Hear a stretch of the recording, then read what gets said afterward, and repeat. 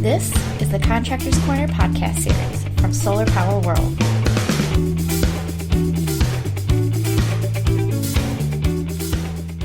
Hi everyone, welcome to another edition of Contractors Corner. I'm Solar Power World Editor-in-Chief Kelly Pickrell, and today I'm talking with Scott Maskin. He is CEO of Sun Nation, a residential and commercial solar installer based on Long Island.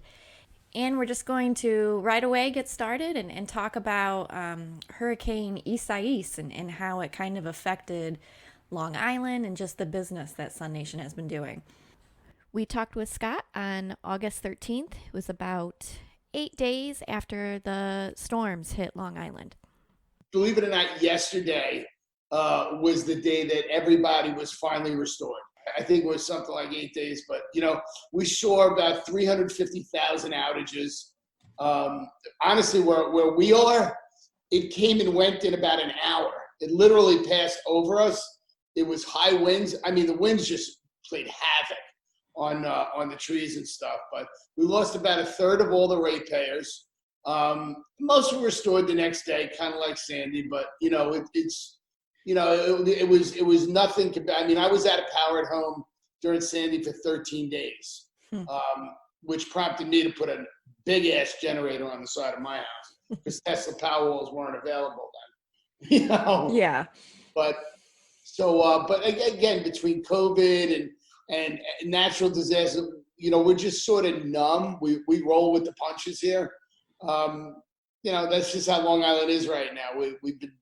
We've been smacked around so much, nothing really phases us. Yeah. So what were kind of the after effects of the hurricane? Did you get a lot more increased calls for energy storage systems? Yeah, actually the phones and Facebook were off the hook with, requests for Tesla Powerwalls. We do mostly Tesla Powerwalls. We've done some of the other brands as well, but about a year and a half ago, we kind of bought the Kool-Aid on the Tesla Powerwalls, and we've been probably the leading, I'm going to say definitely one of the leading installers on the East Coast, certainly the number one on Long Island with storage. And we saw, the phones were going nuts, but now there's two sides. The good side is that the people that we have phenomenal testimonies from.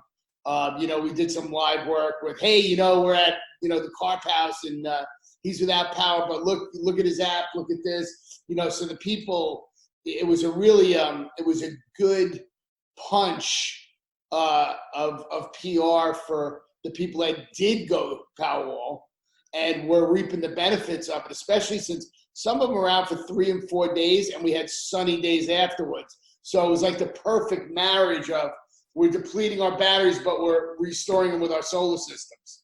It wasn't just a quick, hour of not having power and Tesla kicked in. It was sustained. So that's a good thing. Yeah. And then, like I said, we had tremendous response from both existing customers that either had been on the fence and had finally had it, with power reliability, and a lot of new people. Now it's, but now, like everything else, now it's supply shortage is the problem. Yeah, I'm wondering, I know that like tropical storms definitely kind of make people interested in energy storage, but did coronavirus, did that lead to anybody wanting to do more like bunkering in their home so they want to kind of have self-sufficient power? Well, something, I would say no to that. I would say that being home, working from home, they had a lot of time to shop for solar and storage if they were, so motivated to do so. But I got very active with, we do a lot of commercial work here as well. And I sit on several boards with a lot of, Long Island CEOs. And I've been preaching this, that, power reliability at home, you just spent $750,000, $1 million on making sure that your team, is secure and outfitted from home to work from home so your business continues. That's great. What about not having power? And they all kind of looked at me like I was nuts. I said, well, imagine that COVID happened during Sandy. Where would your business be?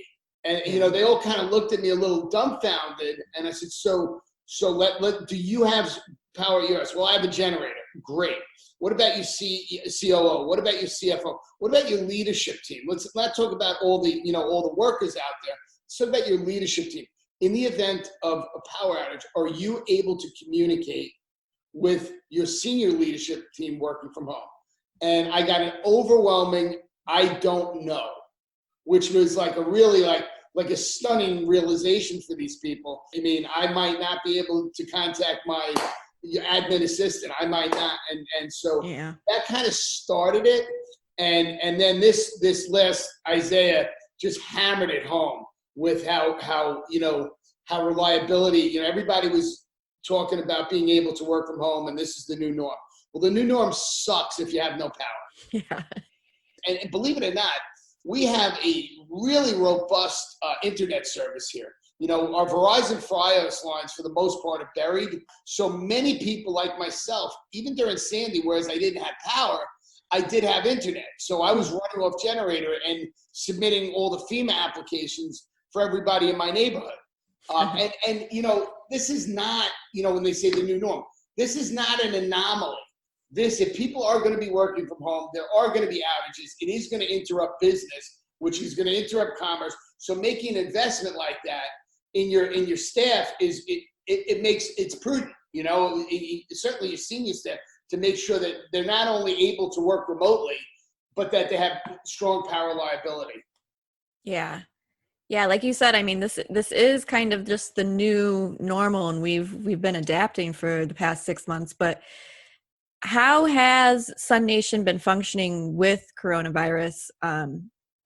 Was business kind of interrupted at the beginning? How have you transitioned to contactless installations, things like that? Yeah, we took a couple of gut punches. In early March, when nobody knew anything about COVID, we sort of had like a 5-week ramp down plan. We kind of anticipated politically that this thing was going to become a political thing as well, not just about health and safety of people, but politics.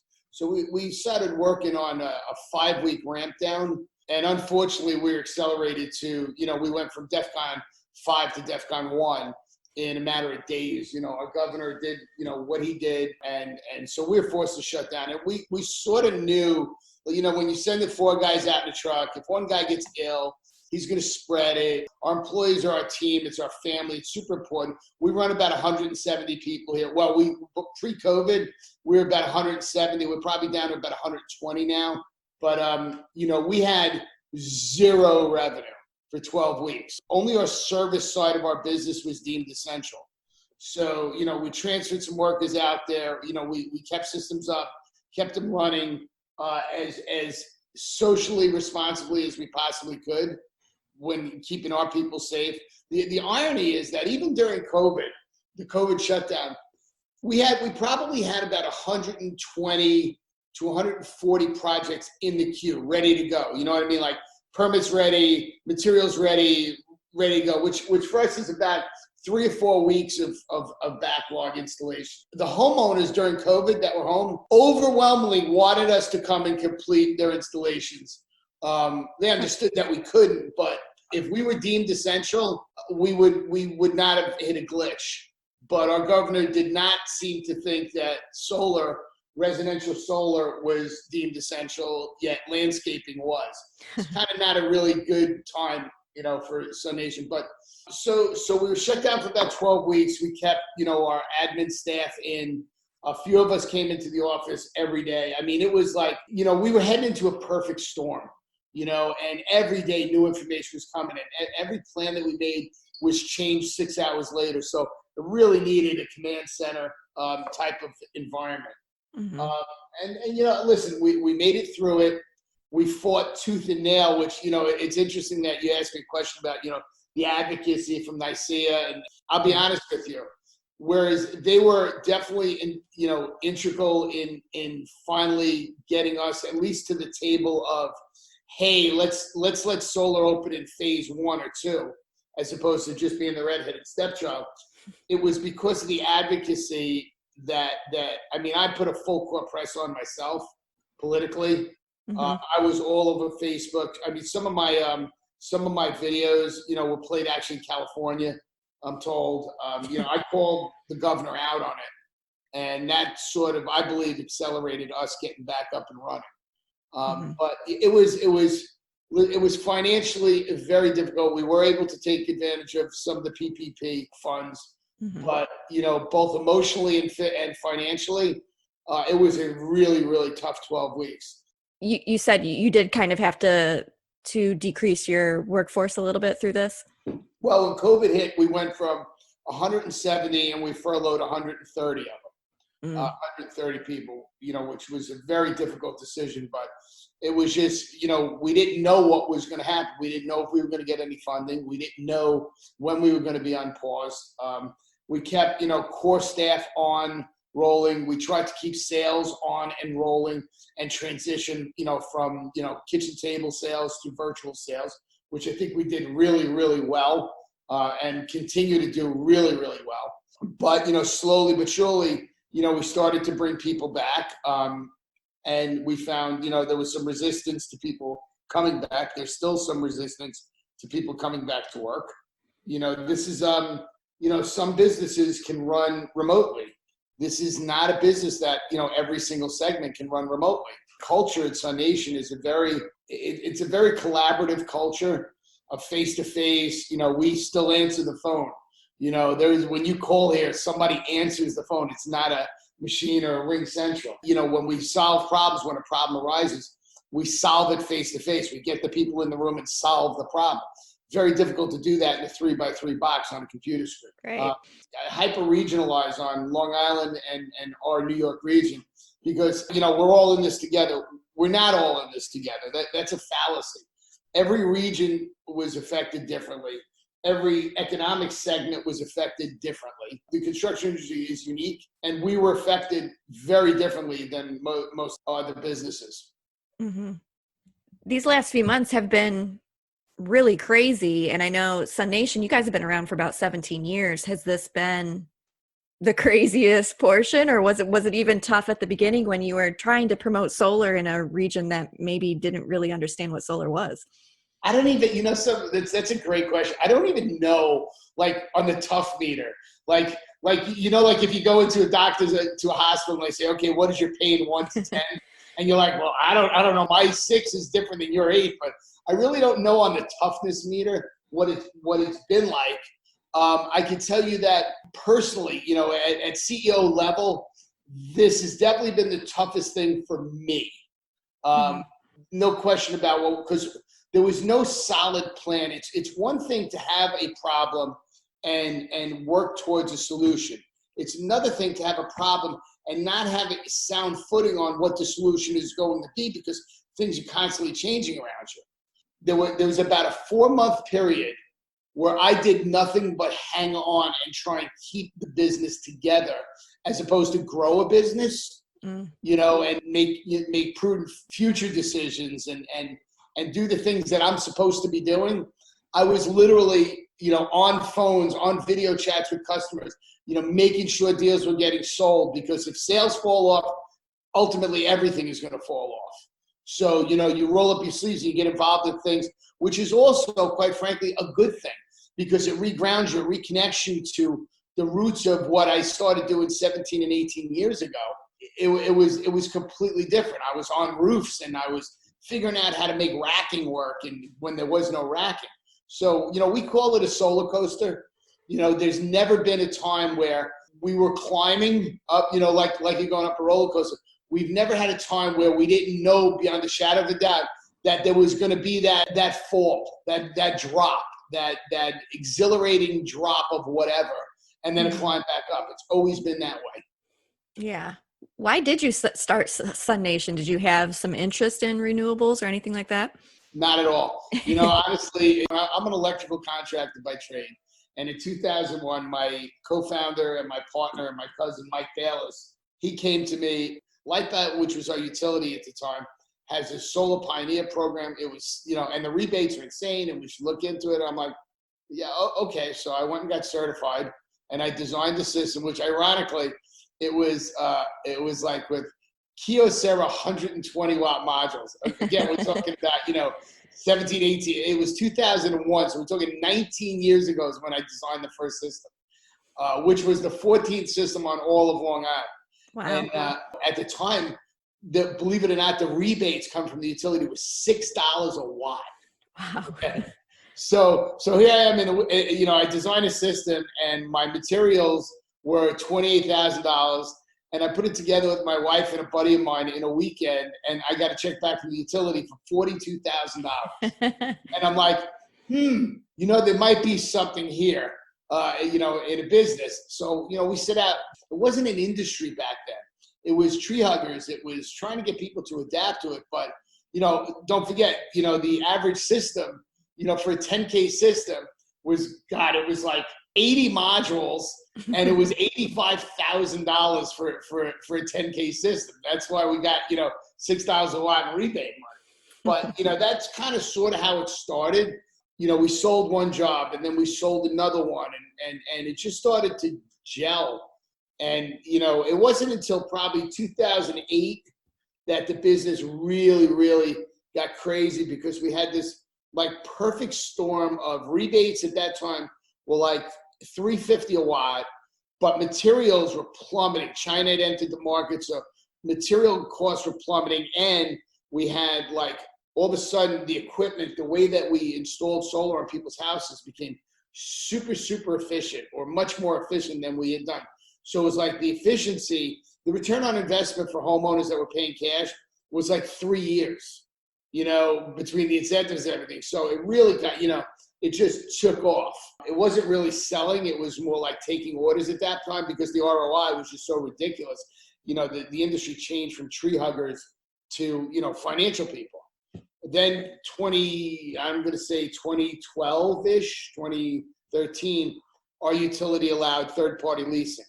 So in came the NRGs and the Solar Cities and the Vivint and the Sun and everybody else. And, they were like locusts going through the cornfield, picking the low-hanging fruit, going in impoverished neighborhoods. But a lot of solar got done in those years and all the ships kind of came up. So they brought a lot of attention. Solar you started seeing more and more of it on people's roofs. You also started seeing shitty jobs as opposed to really well-designed, aesthetically pleasing jobs, which was fun.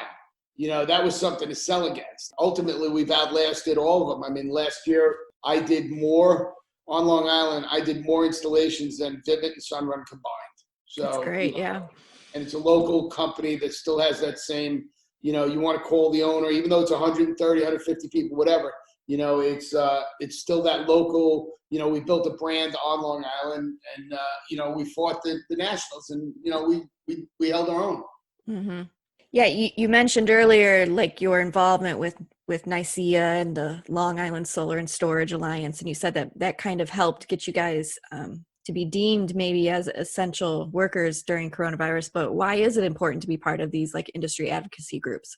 So it's important to do both. It's important to be part and to work together collaboratively with your competitors. You get to the table a little bit faster.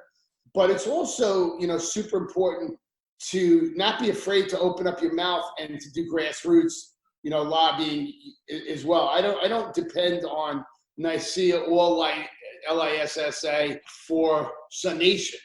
I work with them for the betterment of the whole industry. But, they have a whole, there's an agenda, and it's really important that we're part of that agenda. But it's also important that we advocate for ourselves. NYSEA has the entire state of New York. Meanwhile, probably 50% or 60% of solar in New York is done, of residential, commercial, and community is done in Brooklyn, Queens, and Long Island. Yet there's still incentives upstate, and we don't have any incentives down here, any rebates. So it's very important to be involved, but not just rely on them to do the work for you. You have to do it yourself. You have to be involved, and you get out of it what you put into it. I think that where these organizations all come up short is that many people in our industry, they'll talk the talk, but they won't walk the walk. So when it comes to fundraising, when it comes to putting money up to to lobby and really make your way like most of the other major player industries, like, fossil fuels and coals and stuff do. You know, you get a seat at the table a lot faster when you're properly represented, but that takes money. The industry's fragmented and not cohesive with a lobbying, and lobbying takes money. Yeah. Yeah. Well, you're also part of kind of these good dealership relationships. Like you were recently promoted to the elite tier of Panasonic's residential dealership. What's it like working in those situations, like with Panasonic or even being a Tesla Powerwall dealer? What do those dealership models kind of help you guys do? Well, I mean, we made a decision 18 years ago that we were going to be a custom solar solution. In 6,500 installations, I have 30, maybe 30 leased systems. Everything I do is purchase to own. With that comes a responsibility to always drive the best product, the best warranties, and to build a sustainable business that you can service. We're not a one-shot shop. We routinely now do systems, 2 and 3 times for the same customer. Either they moved and they want a system on their new house, or they, their system has, made 12 years, made 13 years, and there's new, cooler black stuff out there, and they want, the new, coolest stuff. So, by doing that, you always have to be with the best products that are out there. For many years, we were a SunPower elite dealer, but their business model doesn't work for us. We need the flexibility of offering top tier stuff and top solutions to everybody. And not everybody, I'll give you a perfect example. We were doing a system on a house out east, massive system, 25 kW residential system. Probably 70% of it was on a flat roof. So if I could I saved the customer $12,000 by using a different module that had the same output but wasn't as aesthetically pleasing as what was being shown. So that's what a custom installer has the flexibility to do, but you got to have all listen, anything that I offer, we're the top level dealer. And we really, I'm going to tell you something, we really spend a lot of time. Before we became a Tesla Powerwall advocate, we waited. We installed the Gen 1. We were not impressed with Gen 1. Our customers rely on us to do the due diligence for them.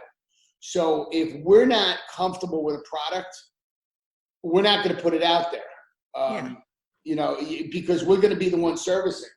I believe the long play for our business has always been to build a really robust service industry. We're doing a great job with bolt-on stuff, with, adding, energy management things and smart home technology and stuff like that into just it's not just a solar sale. We're doing a lot of bolt-on stuff because we have the client base that trusts us. Mm-hmm. Yeah. I mean, you guys are doing really great stuff and obviously installing a lot of solar systems, but I do want to talk a little bit about your nonprofit, Sun Nation Cares. So what kind of community work are you doing? So Sun Nation Cares was established, I think 2008, formally. We've been so fortunate that we reclaim so many systems, not because they don't work, but because, like I said, customers want newest, greatest stuff.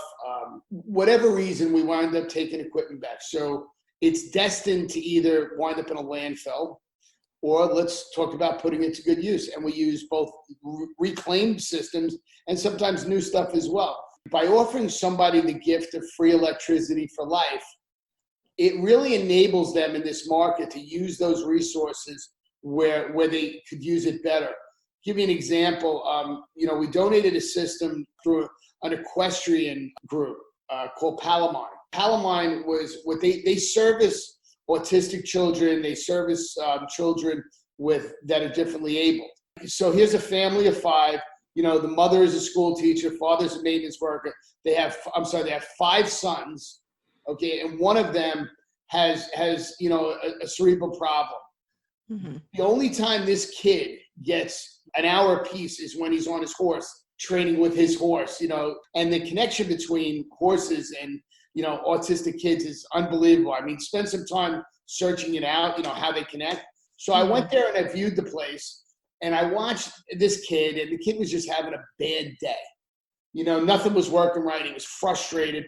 They took him off the horse and they put him in his wheelchair.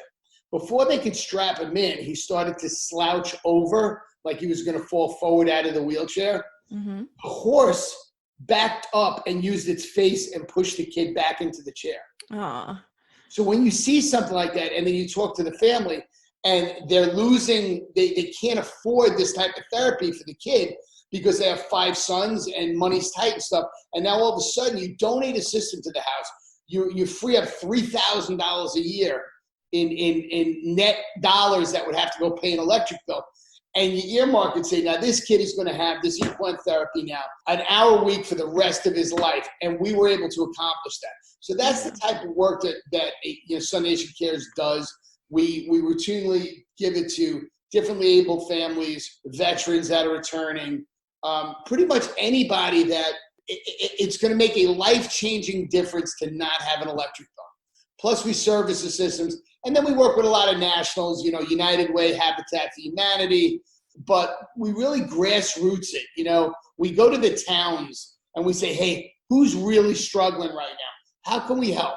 The cool part is, like, the whole company's involved. It's written into the DNA of the company. So everybody kicks in. And just the other day, I'm involved. I'm on the board of directors for Make-A-Wish.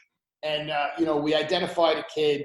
He has an ailment called hydrocephalitis, which is water on the brain. The kid's 17 years old. He's already had 48 surgeries on his brain, right? Mm. So, I get to the job site. It took a little while to get this one up and running. They needed a roof. I had to get the roof donated. Then COVID hit. But when I got out to the installation and the crew was up on the roof, I called them down. I says, you know what we're doing today? And they says, oh, yeah, this is donation. I said, I want them to come with me. And I introduced the crew to the kid and to the family. And it was like life-changing for them. Like, they were doing something that day that was going to make more of a difference in a family. You really start to look. So that's what Sun Nation Cares is kind of all about. And we try and do 3, 4, 5 systems a year residentially, maybe a commercial one.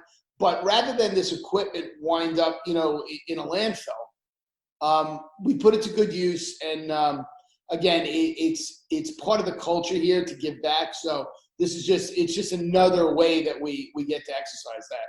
Yeah. So what are Sun Nation's goals for the next few years? What are you hoping to accomplish? So I'm trying to get this COVID weight off right now. Honestly, if we can get out of 2020 in one piece, some calm weather, a stable employment market, man, all that stuff would be super welcome. I'm going to say that, this COVID gave this company an opportunity to reboot. What happens is, when you grow a business and you grow super rapidly, it's kind of like a hamster wheel. You're running around in the wheel and you're just adding staff on to make revenue, to add more staff on to make revenue. And sometimes it's really good to be able to stop.